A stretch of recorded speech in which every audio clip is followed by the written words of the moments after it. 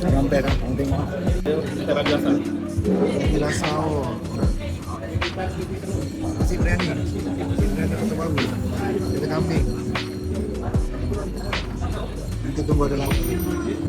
Okay guys, ada punya rasa sedap guys. Boleh try guys. Kedai dekat dia berdepan dengan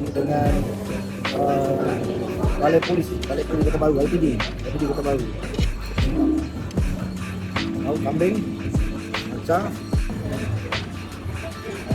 di teh Pakistan. Lauk dia bagi ni lah. Oh, sedap. Habis guys, malicin. Kambing dia memang lembut. Ni kari dia, ni memang sedap. Ini pun sedap. Ini dia panggil nasi Pakistan. Tengok anak aku pantai sampai licin. 2 pinggan dia. Tu lagi satu ada teh. Ini teh Pakistan tapi dia tak ada gula lah. Memang sedap. Ni kawasan dia dekat dengan depan sana tu dia macam APK Kota Baru. Dia berdepan. Sini roti tempayan pun ada.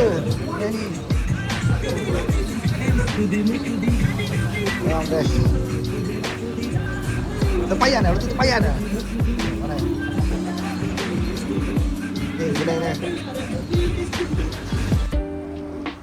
PK Tempayan. Dia berhampiran dengan ni Wisma Persekutuan Kota Baru dengan Ibu Pejabat Polis Kontijen Kelantan. So kedai dia berdepan dengan ni. Ini kedai dia. Itu kedai dia guys. Ni. PK Tempayan. Drive food pun ada, shopping pun ada. Ini jalan nak pergi ke Jalan Bayar.